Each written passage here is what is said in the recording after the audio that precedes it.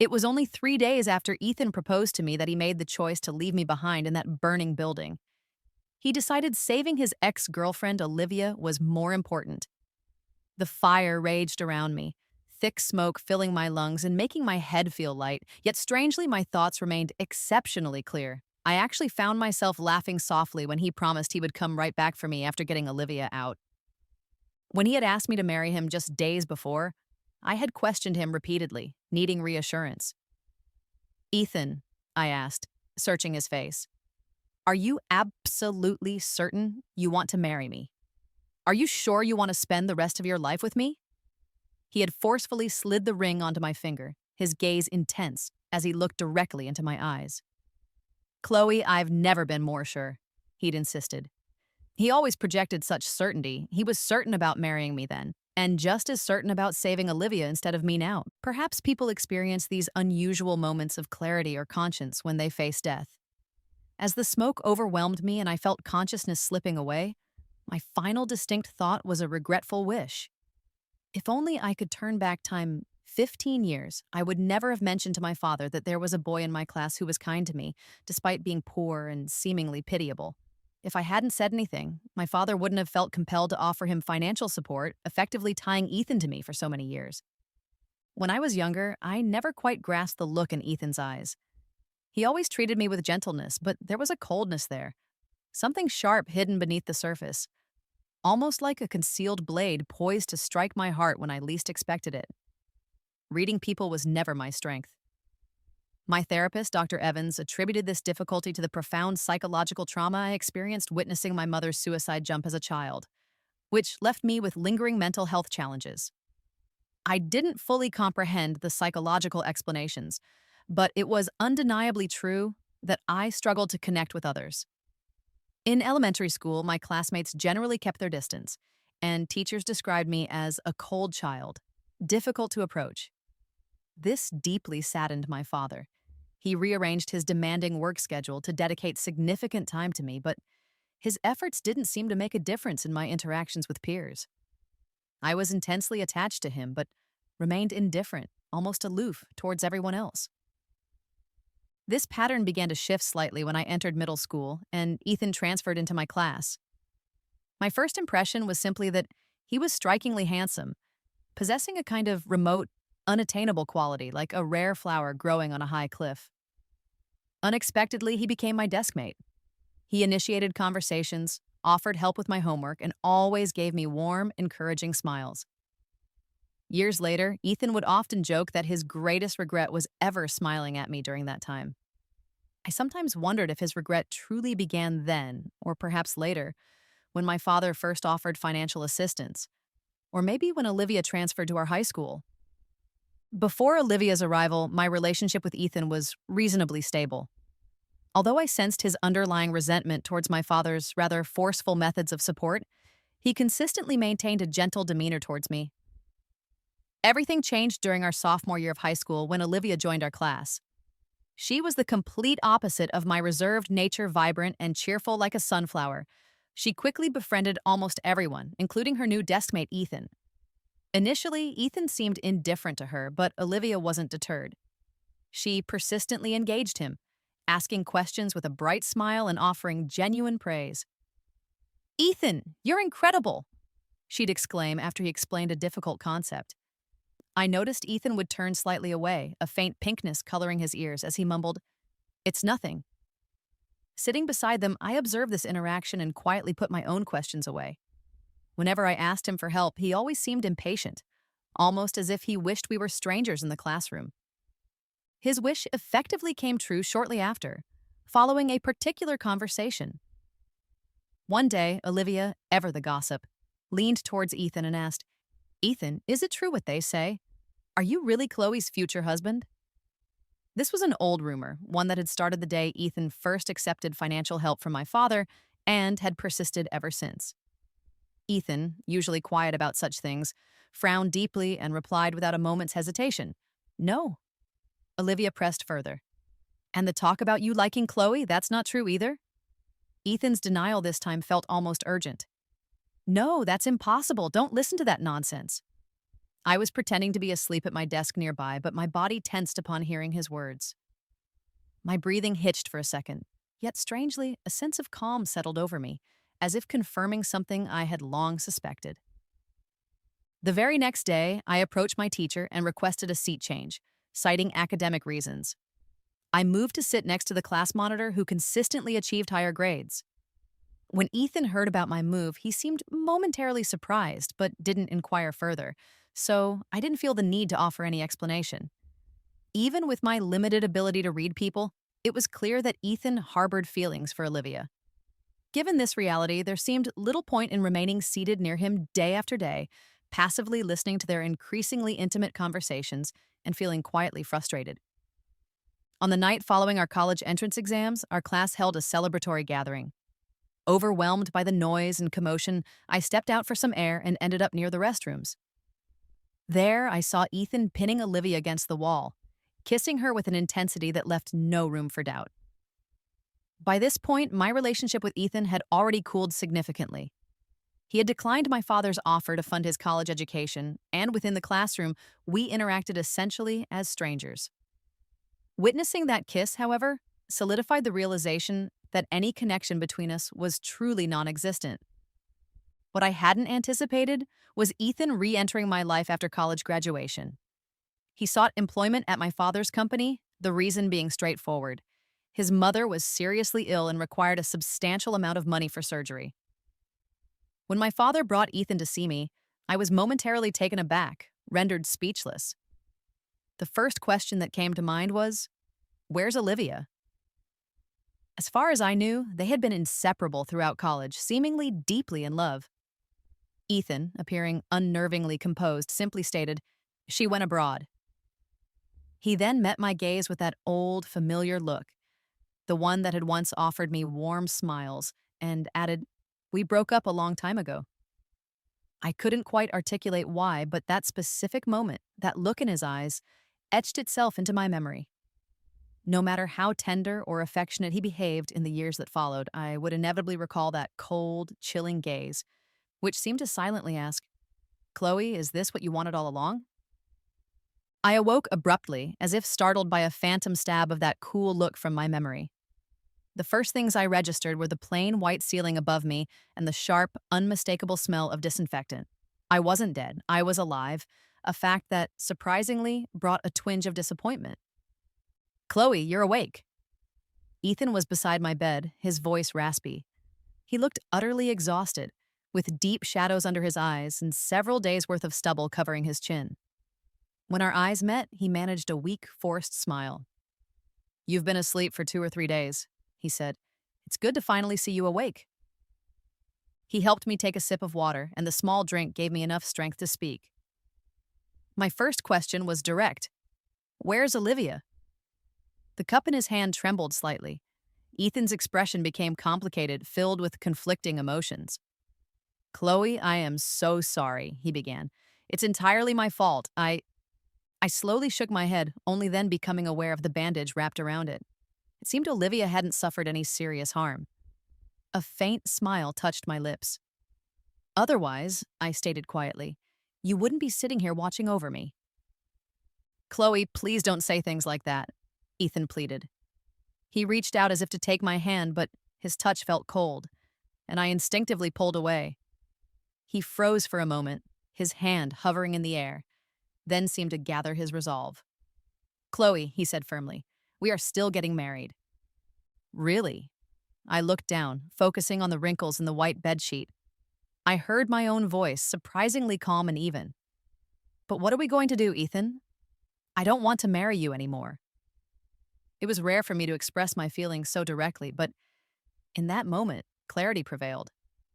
I looked straight at Ethan's face, which had turned pale and drawn. "I can't stand the thought of spending the rest of my life with you." It felt as though that unreachable flower on the cliff had finally succumbed to the relentless wind and rain, plummeting down.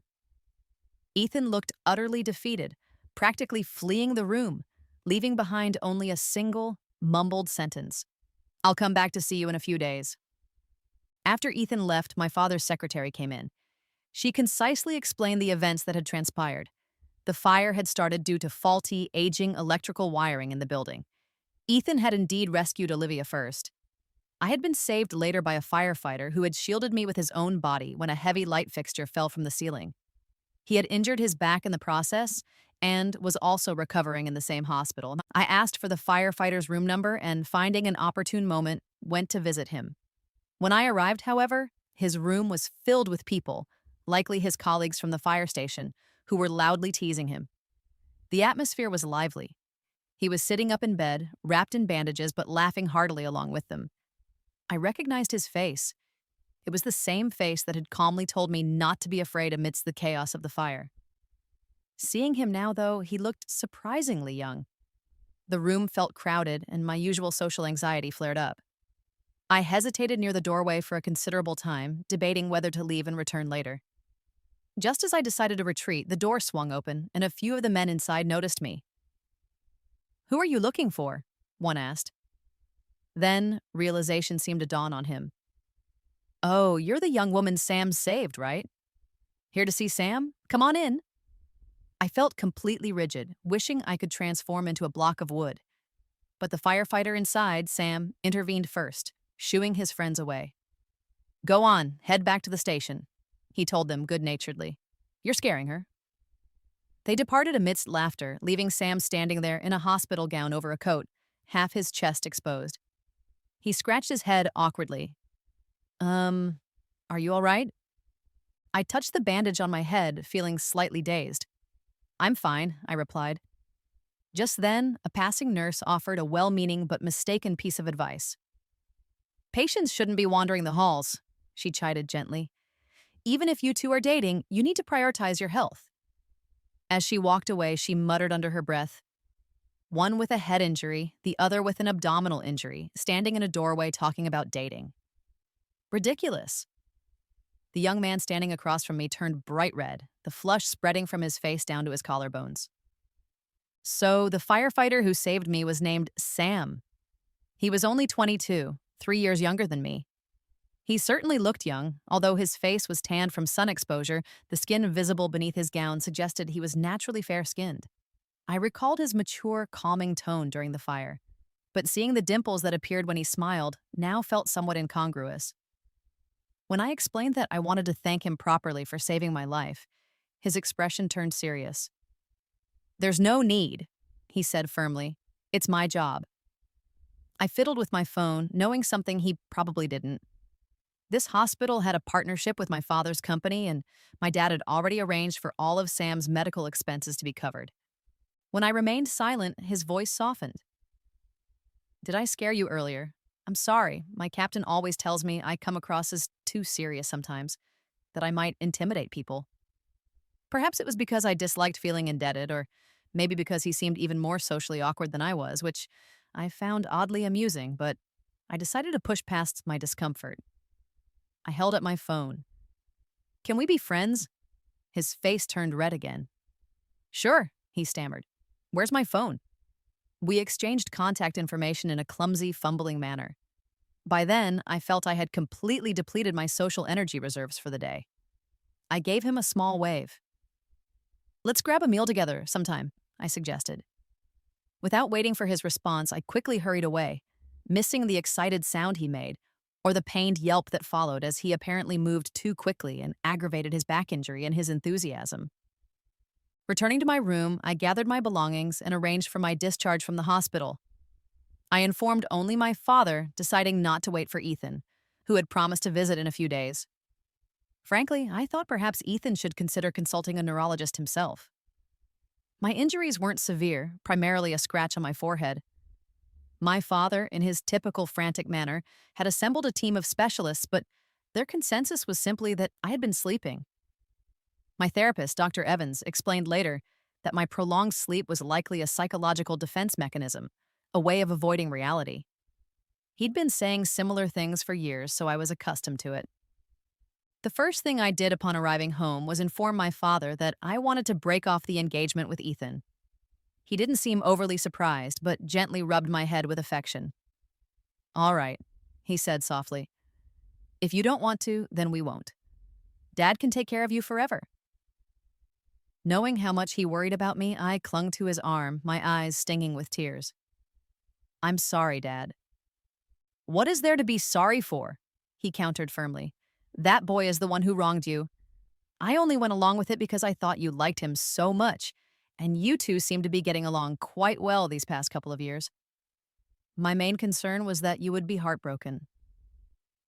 Thinking about it objectively, I didn't feel overwhelmingly sad. Ethan and I had reconnected after college and spent about 2 years together.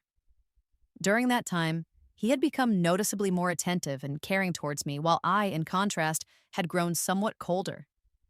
Consequently, after we officially became a couple, he always seemed plagued by a certain level of anxiety. I remembered the day it started. It was the first snowfall of the year. We were standing under a street lamp, and he carefully wrapped a scarf around my neck, his eyes filled with a gentle expression. Chloe, he had asked tentatively, should we give it a try? I desperately wanted to ask him, why just try? Why do you want to try with me? Are you still not over Olivia? But I never brought up Olivia's name again.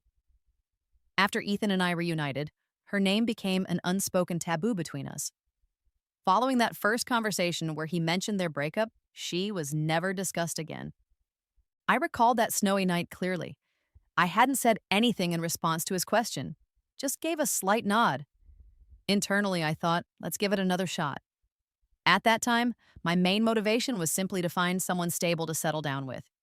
He was someone my father implicitly trusted, so I decided to go along with it. And ultimately, it was Ethan who willingly let me go, who gave up the opportunity we had started.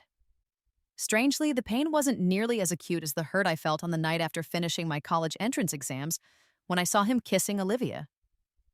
Noah once told me something that stuck with me. When you decide to be ruthless, Chloe, no one can match you. When will you finally learn to direct that ruthlessness towards others and be kinder to yourself? His words, laced with disappointment, still echoed in my mind sometimes. I blinked, shutting the window against the cool night air. Downstairs on the street below, Ethan stood motionless, staring up at my window like a statue. How many cigarettes had he smoked down there? I had lost count. For the past few nights, the small red glow at his fingertips seemed perpetually present, mirroring his persistent, lingering presence in my life. Ever since I left the hospital, he had called incessantly and sent countless text messages. After I blocked his number, he started showing up physically at my house, clinging like a piece of gum you couldn't scrape off your shoe. This behavior was so unlike the Ethan I remembered, the one who was always so adept at maintaining distance and moving on. Early on, I had learned from my dad that once Ethan started college, he began sending money back to our family, presumably to repay the financial support he had received. Even after he started working for my father, he consistently set aside a portion of his salary to pay back the debt, including interest. He was nearly finished repaying it. Ethan was exceptionally skilled at severing ties cleanly. Unfortunately for him, this time, I had beaten him to it. My phone screen suddenly lit up with a cascade of incoming messages. Assuming it was Ethan using yet another new number, I was about to block it when I saw Noah's name flash across the screen. Miss me? Scrolling up, I saw his typical rambling messages. The gist was that he was back in the country, profoundly bored, had heard I was single again, and was planning to drop by and bother me tomorrow. A dull throb started in my temple. I replied simply with a question mark. He quickly sent a voice message, his tone overly dramatic. Chloe, my family is drowning me in blind dates again. You understand the horror, right? Another message followed immediately. Come on, we were almost potential marriage partners once upon a time. You wouldn't leave me hanging, would you? My headache intensified. I blocked his number. The predictable outcome of blocking Noah? The very next morning, he appeared directly at my front door. He casually slung an arm over Ethan's shoulder. Ethan was, of course, still lurking nearby, and said with a teasing grin, You must be the idiot who gave up on Chloe. I had just been about to step out for a walk. Unfortunately, this meant I witnessed Ethan's entire face darken ominously, followed by a conspiratorial wink thrown my way by Noah. Then, after several days of silence, Sam suddenly messaged me. He mentioned he was free today and asked if I might be available to grab that meal we had talked about. What is it with today? I thought. Then, I recalled my dad mentioning that Sam had recently been discharged from the hospital. I had indeed asked Sam back then to let me know when he was free. Looking between the two somewhat hapless men now occupying my doorstep, Ethan looking grim and Noah looking mischievous, I quickly finalized a time and place to meet Sam via text. Turning to Noah, I said firmly, "I have plans today, maybe another time." Noah adopted an understanding expression, physically restraining Ethan, who was trying to get closer to me. He smiled slyly. "Since Chloe is busy, Ethan can keep me company for a chat, right? After all," he paused, his eyes darting towards me with a teasing glint. "I was Chloe's ex-fiancé, technically. We must have some common ground to discuss." Ethan visibly hesitated at this revelation, ceasing his struggle. He clearly hadn't known about Noah's connection to me and seemed genuinely shocked. I left the ensuing mess for Noah to handle and headed off to meet Sam. Midway there, I received a text from Noah, "Handled for you." During my meal with Sam, another message arrived, this time from Ethan. "Chloe, I'm just asking for one last chance to talk. Please?" Where did he even get another new number? Annoyed, I deleted the message and blocked the number without replying, turning my full attention back to Sam's stories. Sam was dressed in casual clothes and looked refreshingly handsome. His smile retained a touch of endearing silliness, and he gestured animatedly as he spoke. "So the cat ended up stranded on an air conditioner unit on the 15th floor. It was scared stiff. When we tried to grab it, it just froze, wouldn't move an inch. But the second we got it inside, it started scratching like crazy." He showed me the faint, fading scars on his arm, looking amused. That little guy was surprisingly strong. I ended up needing 4 rabies shots. I laughed at his story, but he suddenly stopped talking, simply staring at me, a blush creeping up his neck. "Has anyone ever told you," he asked earnestly, "that your smile is really beautiful?" His straightforwardness caught me completely off guard. Sorry, he quickly stammered, his face turning even redder as he scratched his head in embarrassment. "I'm not very good at talking." "It's no problem," I reassured him, finding his cluelessness quite charming. I couldn't stop smiling. "Thanks for the compliment."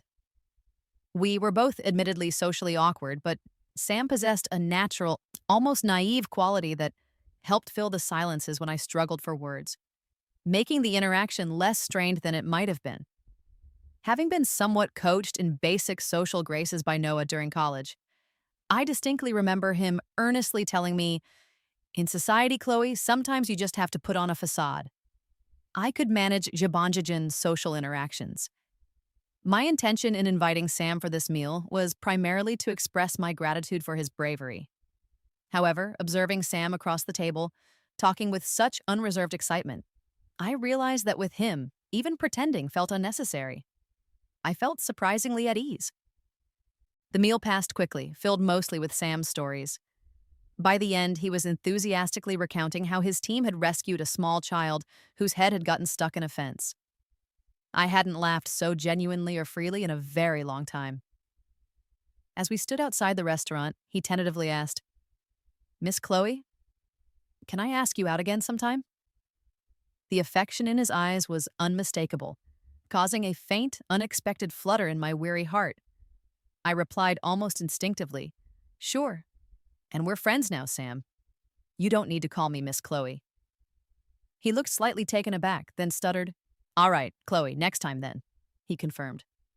"Next time," I echoed, thinking of a potential new beginning, and offered him a small, smiling salute.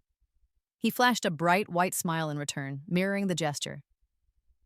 Just as Sam disappeared down the street, Ethan's car pulled up abruptly, stopping directly in front of me. So much for Noah claiming he had handled the situation. Liar. Ethan's face was pale, his eyes bloodshot and shadowed. He looked utterly haggard, a stark contrast to the cool, composed teenager I vaguely remembered. Even his voice sounded rough and hoarse, likely from excessive smoking. "Chloe," he demanded, "who was that person you just had dinner with?" "Were you following me?" I asked, feeling a wave of nausea. He didn't deny it, just offered a bitter, humorless smile. "Chloe, we've known each other for such a long time. Can't you just give me one chance to talk properly?" Cars behind his were starting to honk impatiently. Feeling a growing sense of unease, I quickly sent a text message to Noah, letting him know what was happening, before reluctantly getting into the back seat of Ethan's car. Ethan glanced at me briefly in the rearview mirror, but remained silent as he drove. He took us out of the city to a countryside manor, surrounded by vast fields of blooming flowers. "You always mentioned wanting to come here," he said, leaning against the car, his voice husky as he stared out at the expansive sunset. "But I was always too busy with work to bring you." "So this is supposed to be compensation?" I asked coolly, standing a meter away from him, feeling indifferent to the picturesque scenery unfolding before us. I took a moment to send my current location to Noah. "I want to make it up to you," Ethan replied, his voice low. "But would you even accept it?" He pulled out a cigarette, glanced at my expression, and then decided against lighting it, simply holding it between his fingers. "When we were together," he continued, his gaze fixed on the horizon, "I often wondered, did you ever really love me?" I met his gaze directly, but felt no desire to speak. He didn't seem to expect an answer anyway. "That guy you had dinner with," he pressed on. "The firefighter, right? He seems like a decent person, but I doubt your father would approve." Sam's feelings for me had been obvious enough for anyone to notice, but hearing Ethan mention him filled me with a sense of disgust. "That's none of your business anymore," I stated coldly. "Our engagement is off." "What about Noah, then?" Ethan's voice deepened, trembling slightly as he twisted the unlit cigarette in his hand, as if my answer held the power to determine his fate. "What is your relationship with him?" I never imagined Ethan capable of such jealousy and suspicion. "Are you accusing me or questioning me?" I asked, my eyes widening slightly. "I haven't even brought up your complicated situation with Olivia, yet you have the audacity to interrogate me about my past?" Ethan closed his eyes, a pained expression crossing his face. He looked deeply uncomfortable. "No, Chloe, that's not what I meant." He swallowed hard. "I'm just jealous."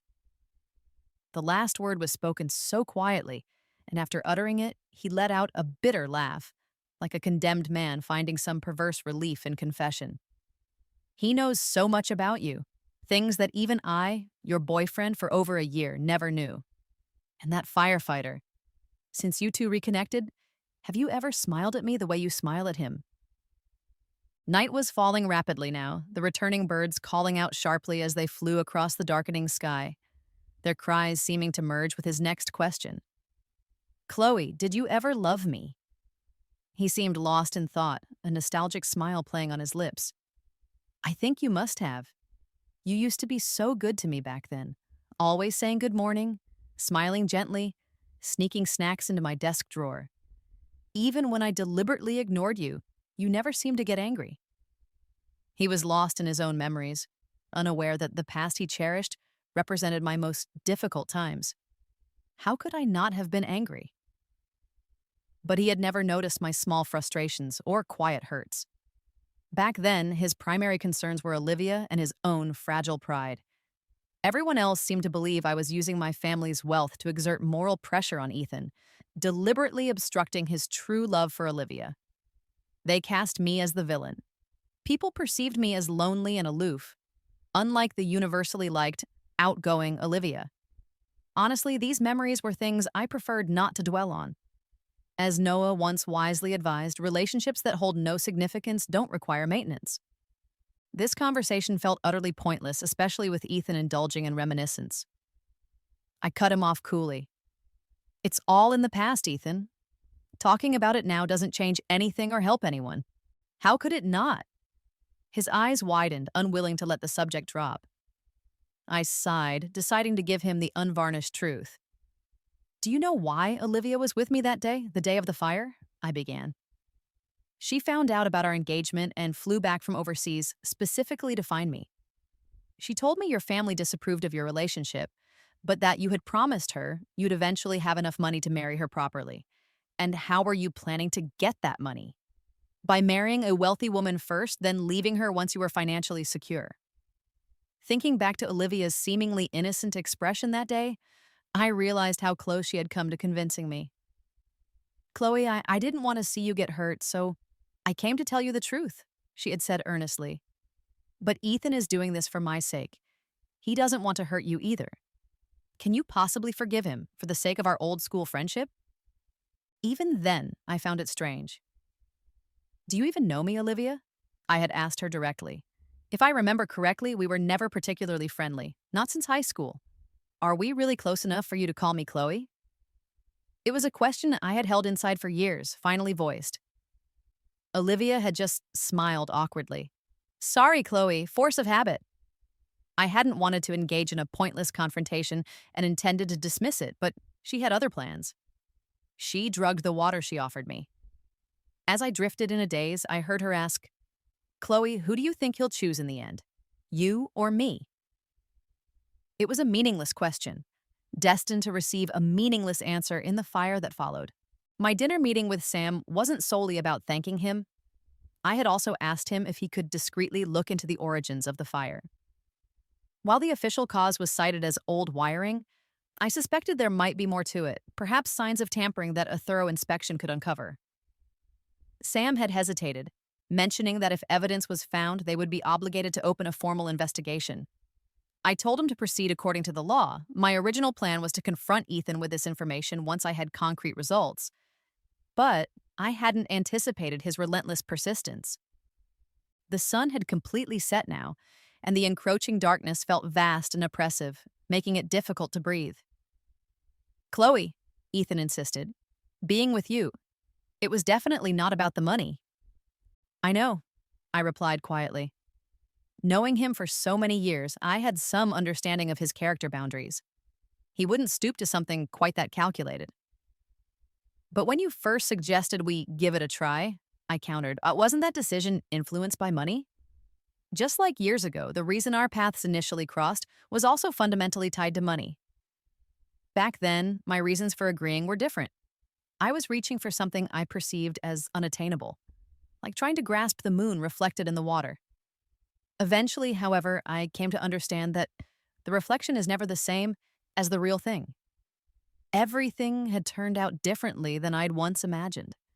Now, not even hatred remained, only a profound weariness associated with anything connected to him after that devastating fire.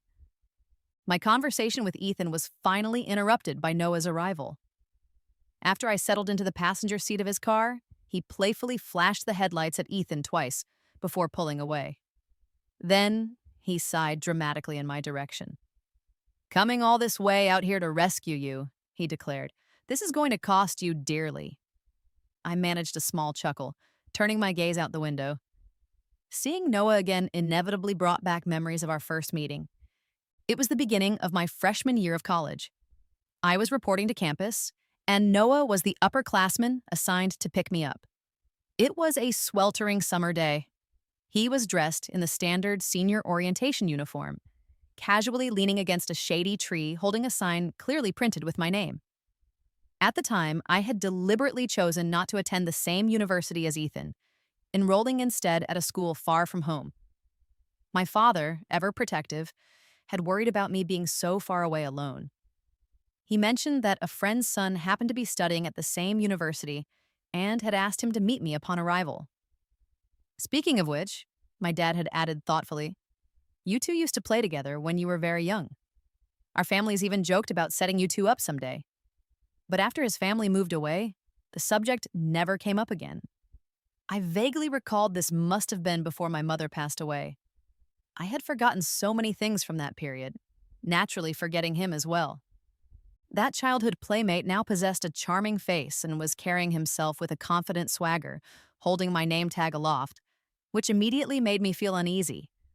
I tried to subtly detour around him, hoping to avoid the interaction. But it was as if he sensed my presence. He glanced directly at me and lazily strolled over, blocking a sliver of the harsh sunlight. He smiled. Chloe, right? That was perhaps the only time he ever addressed me so formally. Afterward, his nicknames and ways of addressing me became increasingly varied and often intentionally annoying. I hadn't wanted extensive interaction with him, but he persistently used his father's request to take care of me as an excuse to constantly insert himself into my life. I was always most wary of people who acted overly familiar right away, like Olivia had back in high school, seeming equally friendly with everyone. Later, however, I discovered that Noah reserved this particular brand of familiarity only for me, or perhaps for a very select few close friends. To most others on campus, he maintained the persona of the aloof, handsome senior who rarely spoke more than necessary. You used to declare you wanted to marry me when we were kids, he'd tease boldly, handing me a milk tea with a grin. By rounding up, that basically makes you my fiancé now, so of course, things are different between us. I felt obligated to accept the drink. He gave, I took. He nagged, I listened. That was the pattern of our early relationship, and it was surprisingly harmonious until my sophomore year. During that time, one of my roommates became deeply entangled in high-interest campus loans. After exhausting her borrowing options from everyone else she knew, she eventually turned to me. We weren't particularly close, especially after I accidentally overheard her privately describing me as pretentious. Her comment, "Who knows what she's really like behind closed doors?" effectively dissolved any semblance of friendship between us. Consequently, when she asked to borrow money, I directly refused, simply stating I didn't have any spare cash. She initially tried pleading and appealing to kindness, but when that failed, her frustration boiled over. "You wear designer clothes and use expensive things, yet you claim you have no money?" She snapped angrily. "You won't even lend me a few thousand. Who are you trying to fool, acting all high and mighty? You're so selfish. It's no wonder you have no real friends. Only that senior, Noah, bothers to humor you. I bet he has no idea what other girls say about you behind your back." More unpleasant accusations followed, but I chose to ignore her. Eventually, my other two roommates intervened, persuading her to stop. A week later, unable to repay her debts, she jumped from the roof of the tallest academic building on campus. I didn't witness the event itself, but hearing others talk about it vividly brought back the traumatic memory of my own mother standing on the rooftop, her eyes filled with tears. "Chloe," she had whispered, "Mom just can't go on anymore." I was too young then to comprehend her pain or to reach out and hold her hand, leaving the image forever seared into my mind as a recurring nightmare for the following decades. Someone else had once tried to save me from my isolation, but their subsequent help felt forced, intrinsically linked to money, and permeated with underlying resentment. So, eventually, I was the one who let go first, retreating back into my own solitary world. The roommate's death intensified my nightmares, making them more frequent and terrifyingly vivid. My chronic insomnia worsened significantly, reaching a point where I had to seek medication from the university clinic. It was through this that Noah learned about my past, understanding the struggles I had faced after his family had moved away years ago. He abruptly threw the milk tea he often bought me into the nearest trash can, firmly grasped my wrist, and pulled me over to a bench beside the campus's artificial lake. He declared he was going to show me the stars. The moon was exceptionally bright that night, rendering the stars faint and scarce, but the mosquitoes were out in full force. I quickly accumulated several bites and lost my temper. Noah, looking uncharacteristically guilty, draped his long-sleeved jacket over my shoulders and, when I wasn't looking, ruffled my hair gently. "If you can't drink milk tea, why didn't you ever tell me?" he asked softly. "It's a good thing I didn't buy it for you that often."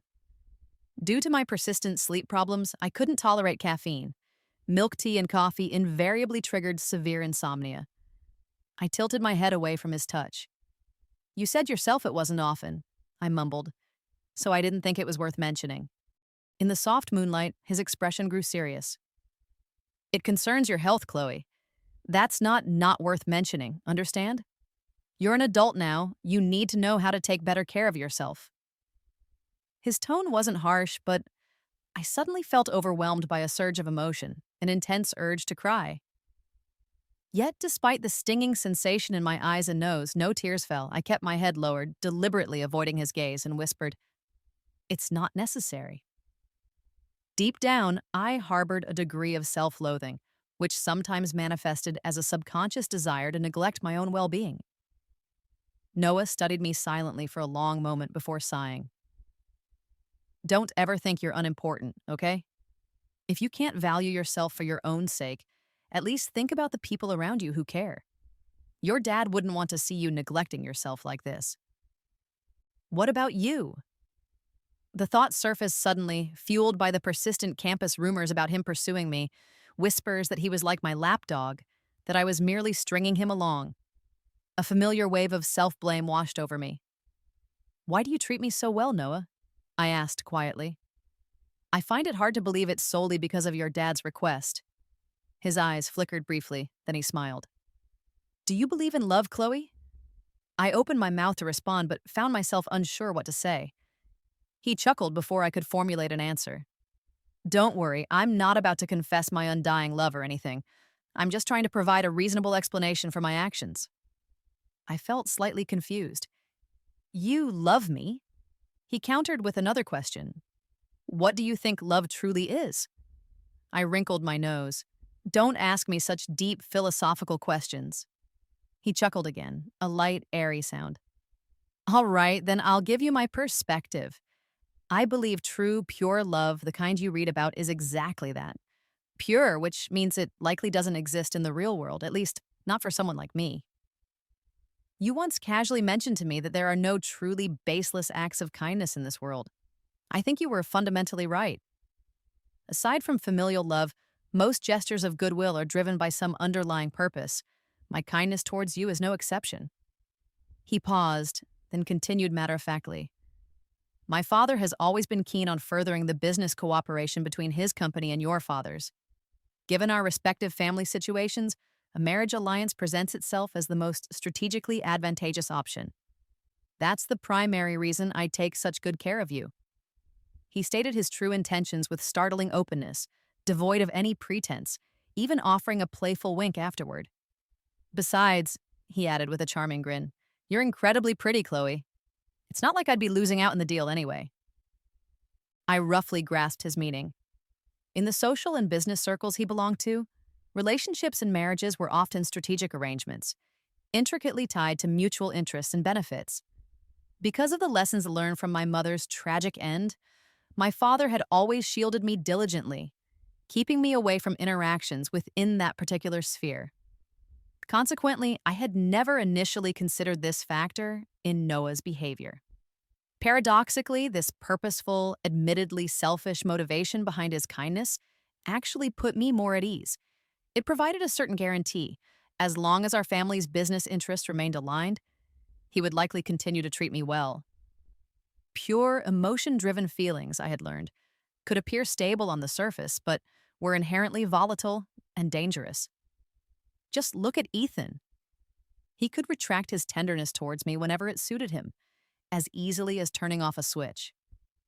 Noah, being aware of my complicated history with Ethan, patted my head reassuringly back then and said, "Don't worry about him.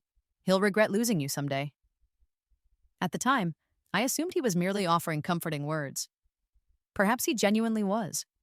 Neither of us could have predicted how things would eventually unfold.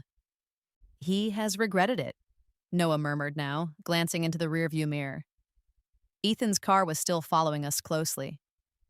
"Probably," I replied casually, glancing back as well. "But you claimed you handled the situation. Why is he still tailing us like this?" The car accelerated slightly and Noah's tone remained relaxed. "I did try. I just didn't anticipate him being quite this shameless. Knowing the immense harm he caused you, he still has the audacity to attempt winning you back. Honestly, I feel rather ashamed by comparison."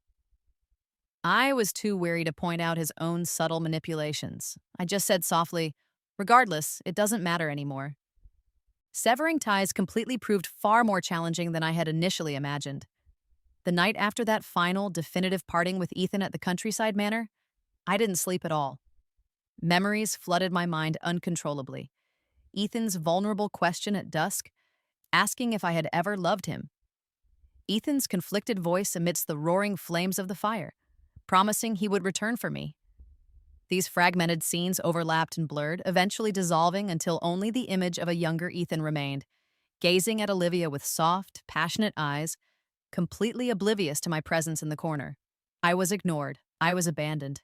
It felt hauntingly similar to years ago when my mother stood on the rooftop, her eyes filled with reluctance and tears, yet still choosing to leave me behind. My insomnia returned with a vengeance. I began avoiding people again, losing my appetite, and retreating into the sanctuary of my room. My father was heartbroken, knocking futilely on my locked door. "Chloe," he pleaded from the hallway, his voice filled with powerless concern. "Please come out and see Dad, okay?" He informed me that the police had notified him that Olivia's case, involving premeditated arson, was being officially filed. He mentioned that Noah had visited him several times, expressing concern and wanting to see me. He told me Ethan had resigned from his position at the company and offered, "If you want, Chloe, I can make it impossible for him to find footing anywhere in this business circle." Finally, even my steadfast father compromised. "If you truly can't let him go," he conceded wearily, "I won't stand in your way if you decide to get back together with him, okay?" At that, I finally opened the door. After 3 days of self-imposed silence, my voice was raspy. "No, Dad," I stated firmly, "I don't want him anymore." And so, I found myself back in my therapist's office. After reviewing the results from my psychological scales, Dr. Evans frowned, first prescribing a new regimen of medications, then gently suggesting I lie down on the nearby couch and try to rest for a while. "I can't sleep," I protested weakly. His tone remained gentle but firm. "I know you can't. That's precisely why you need to try right now. Our previous attempts at hypnosis failed, largely because your psychological defenses are remarkably high. Now I'm simply suggesting, would you be willing to try again?" Eventually, under his guidance, I drifted into a hypnotic state. "What do you see?" he asked softly. I saw myself trapped in a dark room. My mother was holding me tightly on the bed, her grip like iron. I couldn't break free. "Why did you want to leave?" Dr. Evans prompted. "Because it was too dark," I explained. "I couldn't see anything, couldn't hear anything except Mom's whimpering cries piercing my ears." But I didn't like hearing her cry. Her limbs, her tears, her soft whimpers. They all felt like thorny vines entangling me. "Are you sure there was nothing you could see?" he pressed gently. Actually, there was something. Straining my eyes in the darkness, I looked around. I could barely make out a small point of light in the distance. It was a window. Outside, the world was bright. A 15 or 16-year-old Ethan stood bathed in sunlight, waving towards me. But no light could penetrate the room I was in. I remained steeped in darkness. Just as I reached out, wanting to touch the cool glass of the window pane, my mother's arms tightened around me from behind. "Chloe," she whispered, her voice filled with despair. "Mom can't go on living." The window vanished. It was a deeply unpleasant dream. After I gradually emerged from the hypnotic state, Dr. Evans simply patted my head gently. "You've made significant progress already, Chloe," he reassured me. "Don't worry too much. Make sure you take your medication regularly and come back for a checkup in a week." Before leaving his office that day, I finally asked the question that had lingered in the back of my mind for years. "Dr. Evans, was my mother sick back then?" Dr. Evans replied patiently, "Chloe, based on everything you've described to me over the years, it's highly probable that your mother was indeed suffering from a mental illness. Depression, perhaps compounded by elements of mania. That would explain why she would occasionally lash out at me physically, punish me by withholding food, or lock me in that dark room. But ultimately, she inflicted the most harm upon herself. The self-inflicted scars on her arms, her perpetually pale and haggard face. Sometimes I would accidentally witness her cutting her arms with a small knife, and I couldn't help but wonder who was truly to blame. Was it somehow my fault? Was that why Mom punished both me and herself in those ways?" Dr. Evans consistently reassured me that it wasn't my fault. "Don't take on responsibility for other people's struggles, Chloe," he emphasized. "Your mother didn't choose to be that way. She simply didn't receive the treatment she needed in time, which tragically led to the outcome." I experienced a series of vivid dreams following that session. In one, I managed to break free from my mother's suffocating embrace and open the window. Ethan stood in the bright sunlight, reaching out his hand towards me. But as I drew closer, he abruptly pushed me away, his expression filled with disgust. "His leaving wasn't your fault either, Chloe," Dr. Evans' voice echoed in my mind.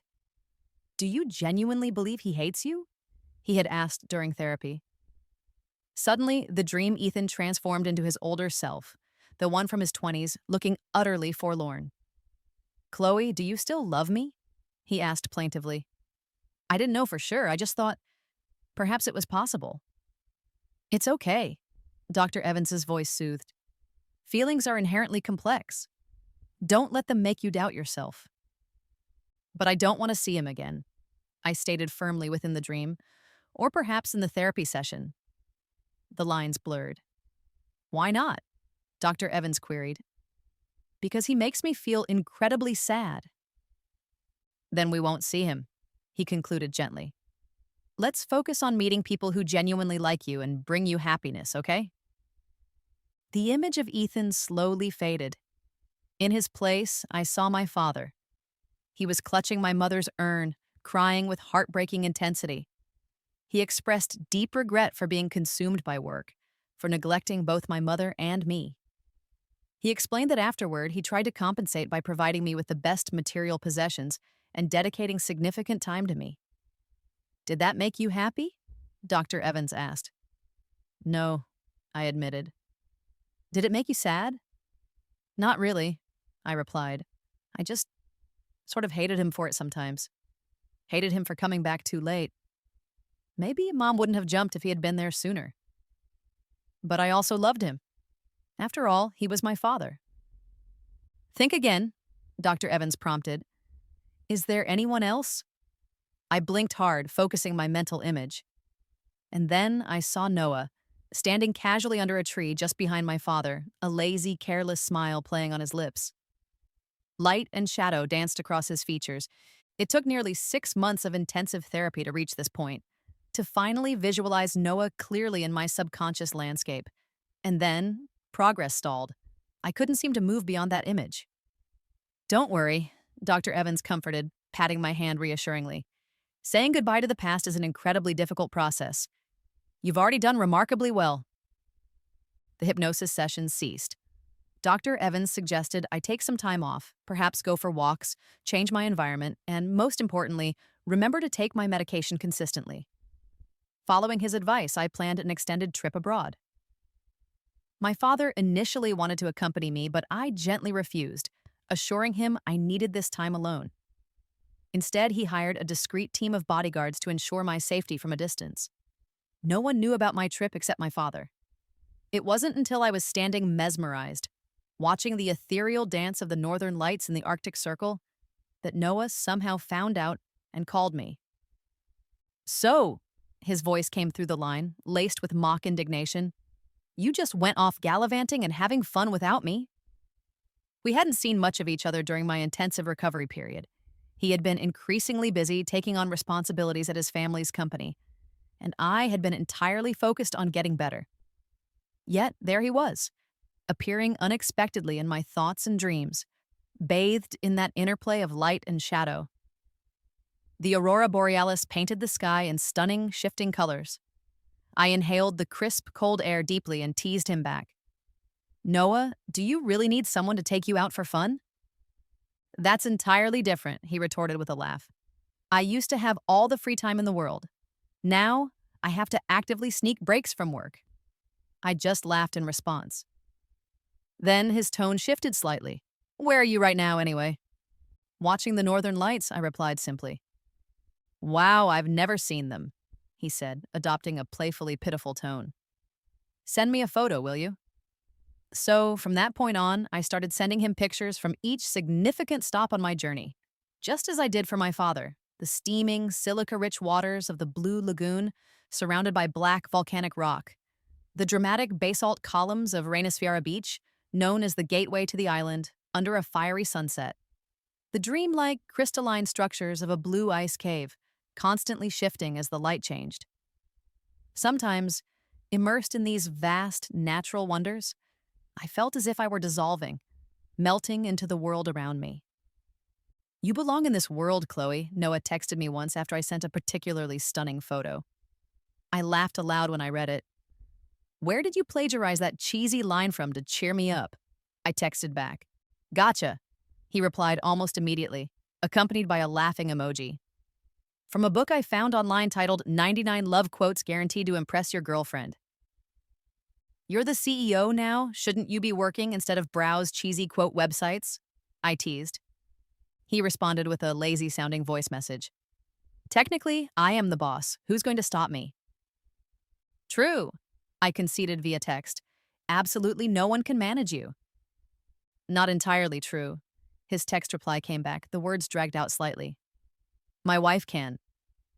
I was standing before the majestic Svartifoss waterfall, its dark basalt columns framing the cascading water beautifully. I breathed in the cool, fresh, moist air, filled with the scent of damp earth and vegetation.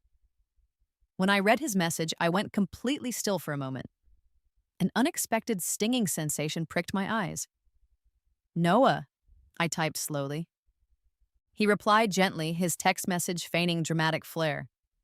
Another gem from the book. See, got you all emotional, didn't I?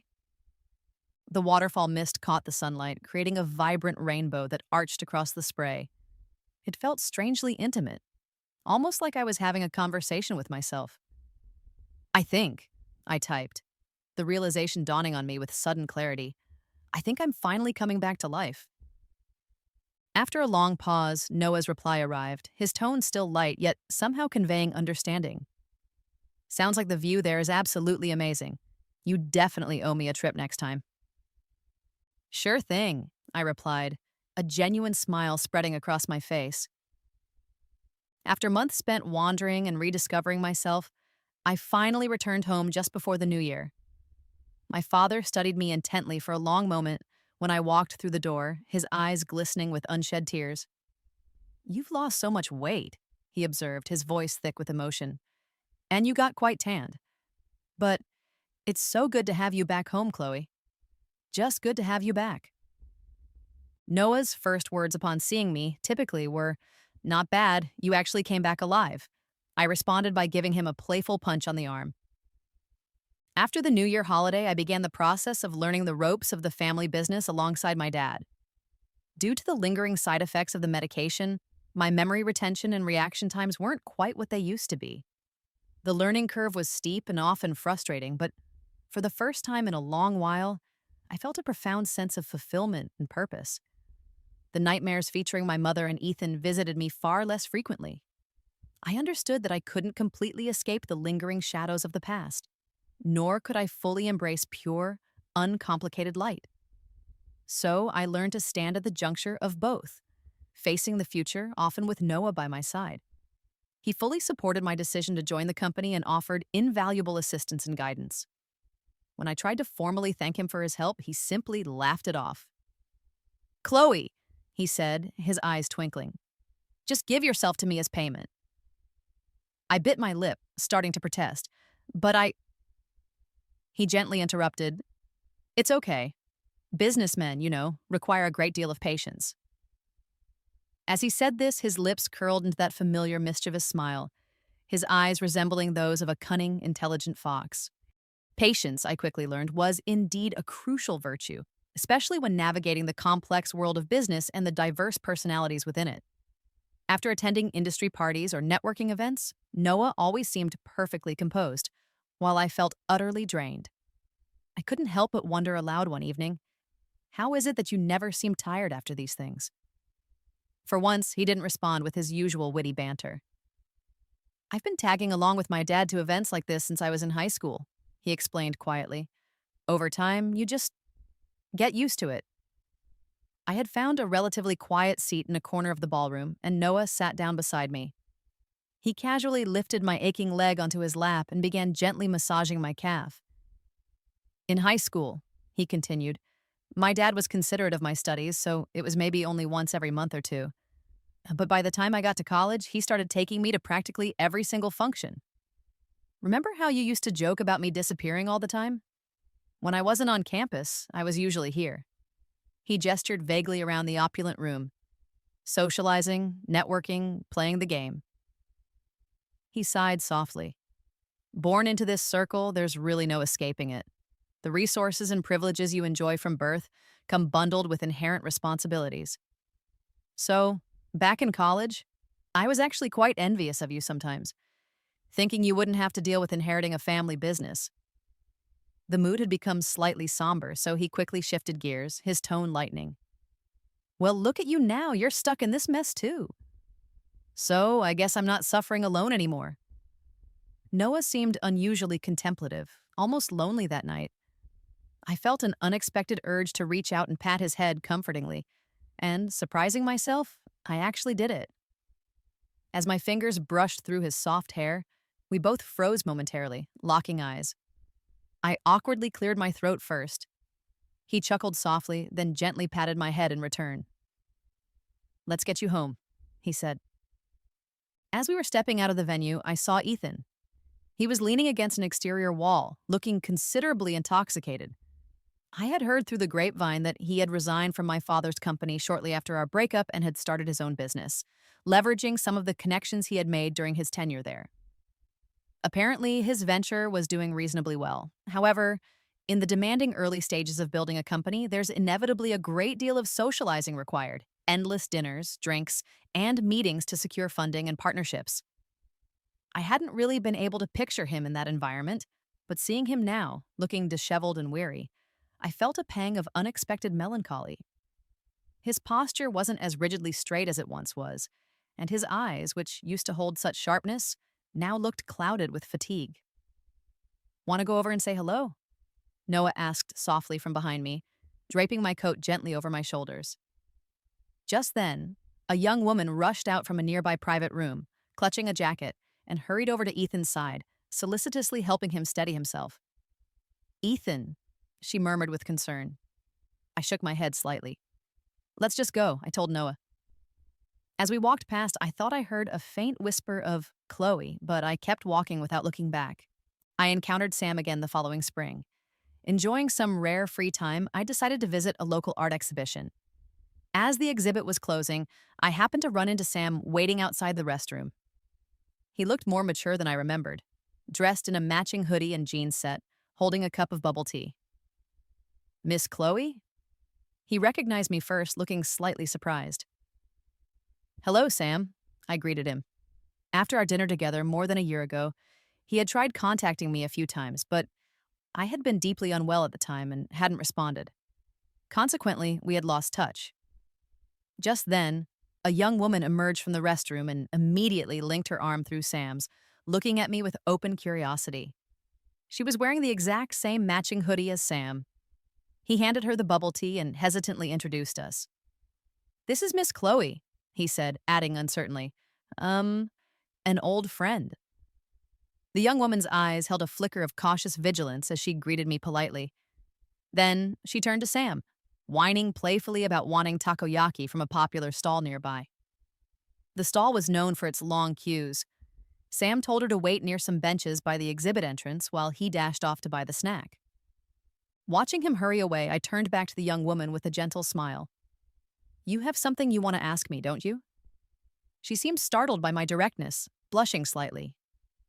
Are you Chloe?" she asked hesitantly. I chuckled softly. "Has Sam mentioned me?" She nodded, looking a bit uneasy. "Yes, he has. A few times."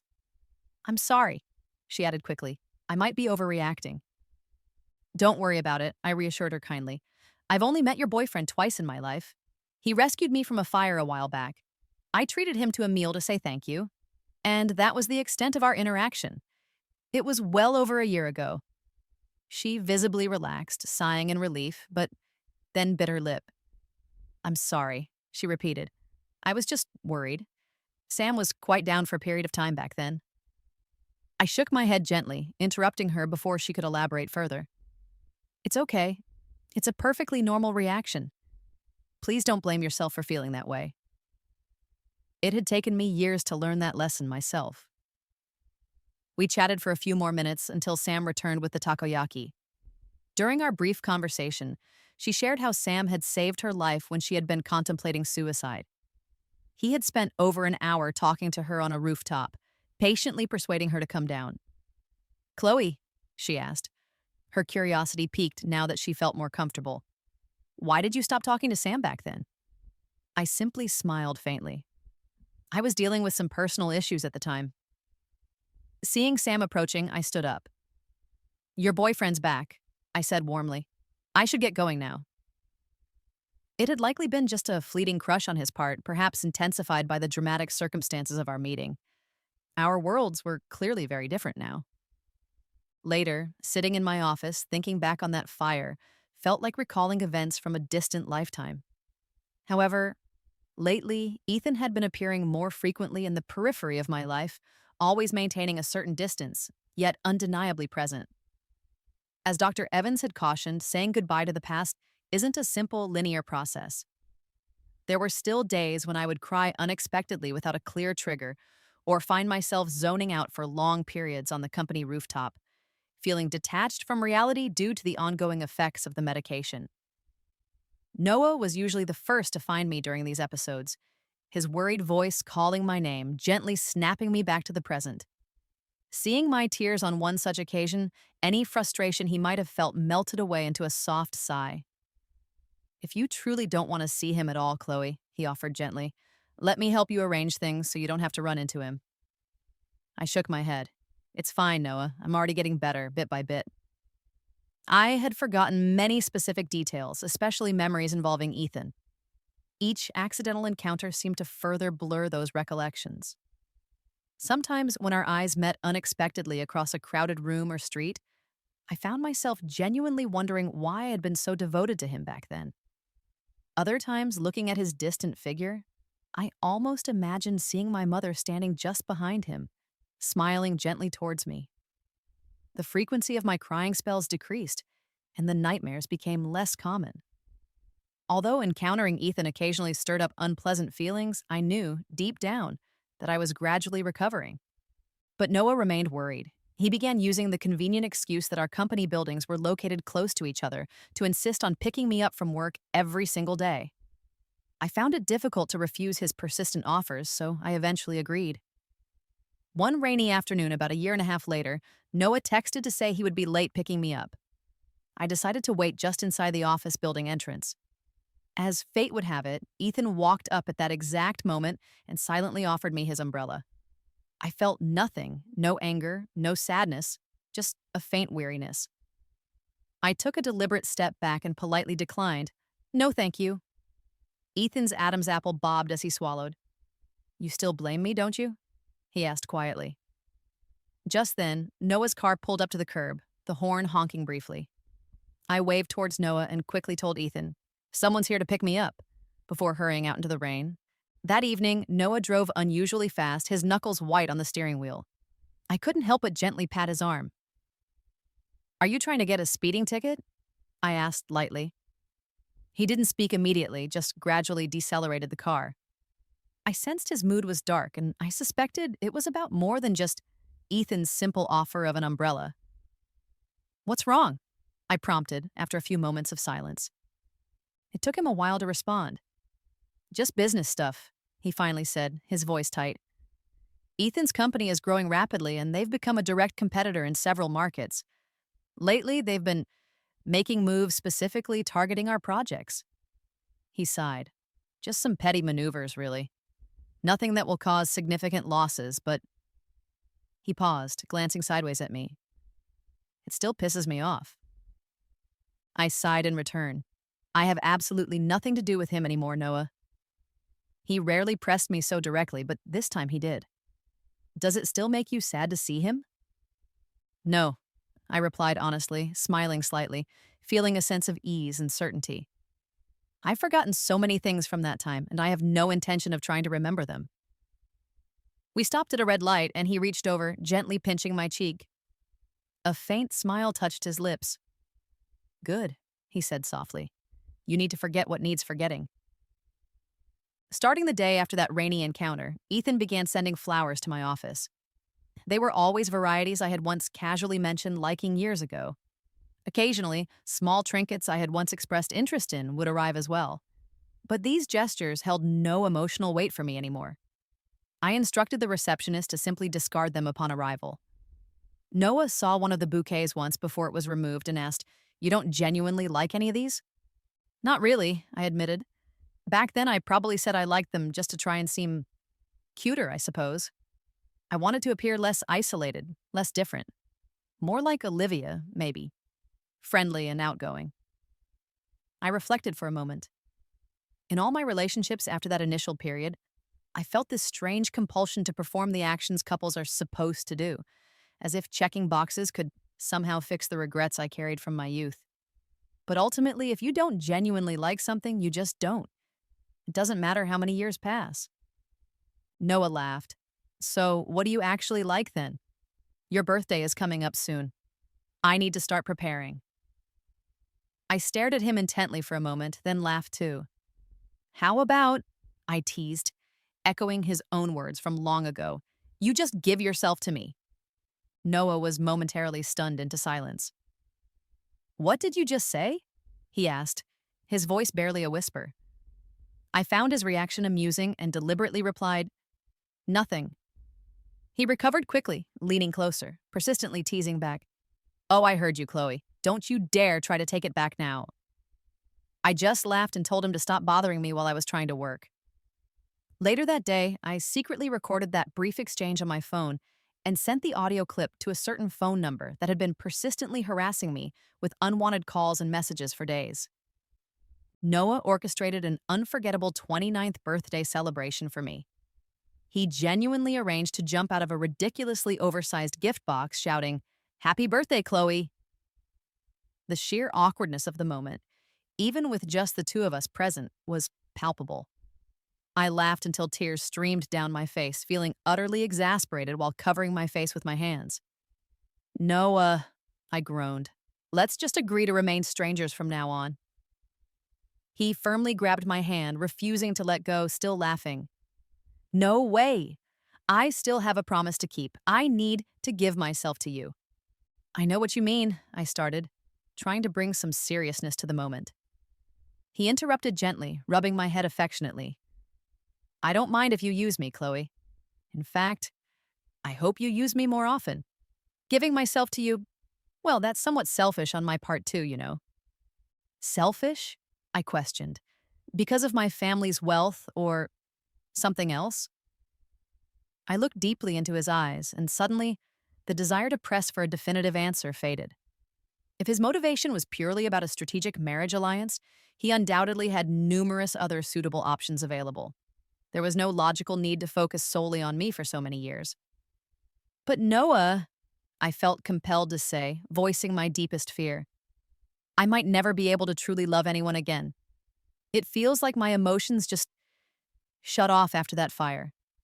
It's difficult for me to feel that intense, heart-pounding, world-fading kind of love anymore. Dr. Evans had warned me that the medication had known side effects, including blunting emotional sensitivity. I wouldn't experience extreme sadness, but extreme joy would likely also be muted. And I would probably need to continue taking this medication for at least another 3 to 4 years. Noah simply pulled me into a gentle, encompassing hug. It's okay, Chloe, he murmured against my hair. I love you, and right now, that's enough. Noah, the biggest liar I knew. He who claimed he didn't believe in pure, unadulterated love now professed to love me. After a long moment held within his embrace, I slowly hugged him back. Noah, I admitted softly, the only thing I'm truly sure of right now is that I don't dislike you. In fact, I probably quite like you. Reliance, I had discovered, eventually solidifies into habit. He had accompanied me through so many dark and difficult times, becoming a steady, shining presence in the turbulent river of my memories. He smiled proudly, his eyes bright. That, he declared, is my distinct honor. Under his unabashedly triumphant gaze, I slowly put on the engagement ring he offered. The night our engagement was officially announced, a strange, unfamiliar number called my phone. Somehow, I instinctively knew it was Ethan. The screen lit up, illuminating the quiet room, then went dark as the call went unanswered, only to light up again a few seconds later with the same number. It felt like the only point of light in the surrounding darkness. After letting it ring for a while, I finally answered. His voice came through the line, hoarse and strained. Chloe! I couldn't quite decipher the complex mix of emotions in his tone, wistfulness, nostalgia, guilt. Hearing his voice transported me back momentarily to my first impression of him. A cool, reserved boy, with a surprisingly warm smile and gentle eyes, bathed in the soft glow of sunlight. "Don't hang up yet," he pleaded quickly. "Please, just let me talk to you for a minute. Just talk." He sounded like he was nursing a headache, likely from drinking, an old recurring problem of his. I responded softly, simply acknowledging him. On the other end of the line, there was a long, heavy sigh, followed by fragments of a past I hadn't known. He spoke about his family before he met me, how his mother was their sole source of income. Despite her own chronic illness, she had worked multiple grueling jobs simultaneously to support his education. When he reached middle school, he had tried desperately to find part-time work secretly, but was repeatedly rejected due to his young age. Then he met me, and subsequently my father. My father had laid out the situation for him, weighing the pros and cons. If Ethan worked part-time to earn money, it would consume valuable time, likely causing his studies to suffer. Alternatively, if he accepted my father's financial assistance, his only obligation was to look out for me at school. All other financial concerns would be taken care of. "You're too young to see the bigger picture," my father had apparently told him. "How much can you realistically earn from a part-time job? Your education is your only viable path forward." While the logic was sound, Ethan confessed he always felt as though he were selling a part of himself. The various labels attached to him, the charity case, the kept boy, crushed his pride, grinding it into the dust. He felt powerless and ended up venting his simmering resentment, however subtly, onto me. "I never hated you, Chloe," he insisted, his voice thick with emotion. "Ultimately, I hated my own incompetence." Even working himself to exhaustion with multiple part-time jobs throughout college, he still couldn't afford the full cost of his mother's necessary surgery. When he encountered me again after graduation, he felt he had resigned himself to his fate. "Some people are just born standing at the finish line," he murmured bitterly. "No matter how hard I strive, I can never seem to reach it." He paused, and then his voice choked with emotion. "Chloe, I genuinely did fall in love with you during those 2 years we were together." He seemed to be crying softly now. "I miss you so much. If I had chosen to save you first back then, in the fire, would things be different between us now?" He took a shaky breath. "Chloe, I found the engagement ring I gave you in the trash." It was very late. I finally spoke, my voice calm but firm. "Ethan, go drink some honey water and then try to get some sleep." He didn't hang up immediately. He softly asked one last question. "Are you really going to marry him?" I answered quietly, then ended the call. I hadn't expected that. The very next day, Ethan would physically confront Noah, resulting in a fight. By the time I received the call and rushed over, security personnel had already intervened and separated the two men. Without a second thought, I ran straight to Noah's side, immense relief washing over me when I saw his only apparent injury was a split lip. Despite this relief, I couldn't contain my anger towards Ethan. I spun around and yelled at him, "Ethan, have you completely lost your mind?" In reality, Ethan looked considerably worse off, his face bruised and his clothes torn.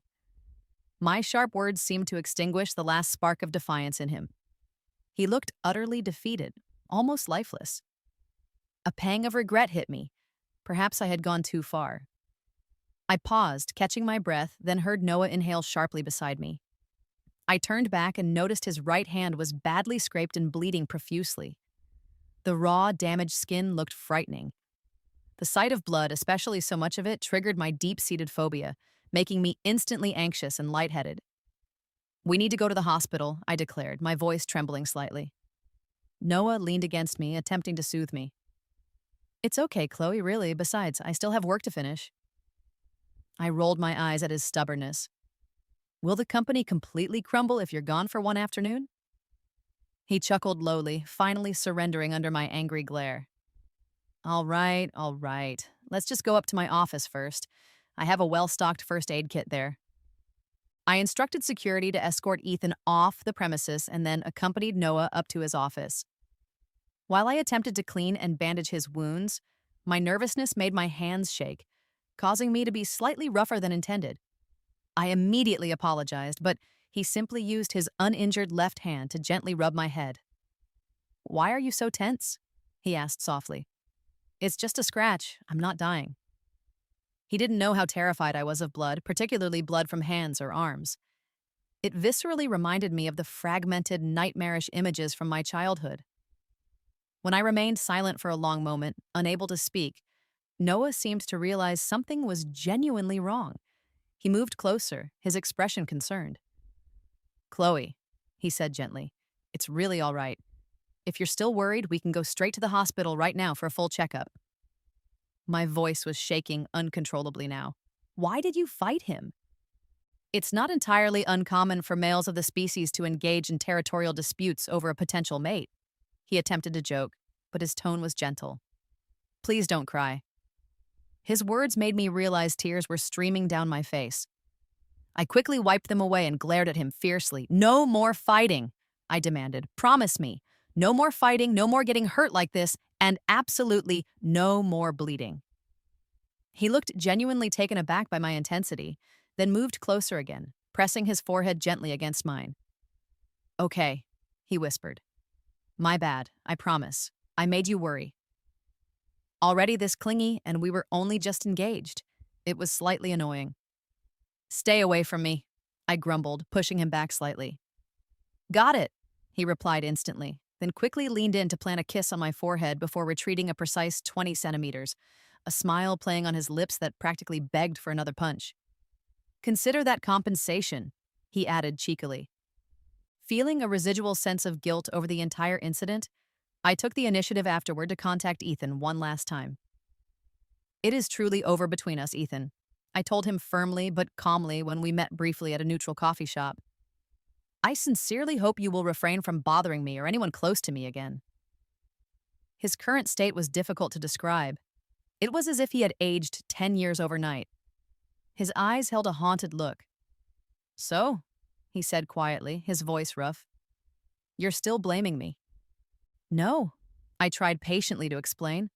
"That's not what I mean. What I mean is, we are strangers now. Therefore, I don't love you anymore, but I also don't blame you. I simply want you to stay completely out of my life." Ethan's expression remained stubbornly resistant, almost frighteningly intense, forcing me to adopt a sterner tone.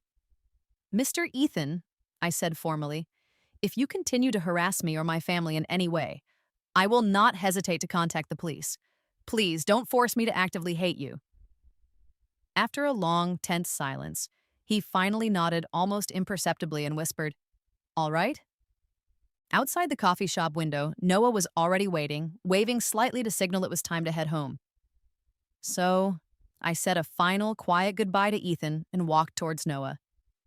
These days, because Noah's right hand was still injured and bandaged, preventing him from driving comfortably, I had taken over driving duties. He sat in the passenger seat, and his uninjured left hand frequently found ways to cause mischief, prompting me to eventually threaten him. "Move that hand one more time, and I'm hiring a professional driver." I used to have a driver, but Noah had dismissed him shortly after we started officially dating. At my threat, Noah finally relented, letting his hand rest on his lap. He then said, half joking, half serious, "You know, Chloe, I was really glad you ran straight to me first that day during the fight." Interestingly, throughout our entire engagement period, he had never explicitly said, "I'm glad you're marrying me." Yet now, over this relatively small gesture, he seemed genuinely thrilled. I chose to ignore his petty, possessive remark. That night, he employed a considerable amount of emotional blackmail to guilt-trip me into staying at his place and cooking dinner for him. Later, after kissing me until I was breathless, he asked again, his voice husky against my ear, "Chloe, why did you run to me first that day?" I remained silent. He kissed me again, more deeply this time. After we got married, he continued to ask the same question during various intimate moments, usually late at night. I finally gave him an answer on our first wedding anniversary. "There was no choice involved, Noah," I explained softly, looking directly into his eyes. "There was no order of preference. You were simply the only answer." Even when my emotional functions were significantly compromised by trauma and medication, my instincts provided the answer in that critical moment. There were no other options to consider. You were and are the only answer.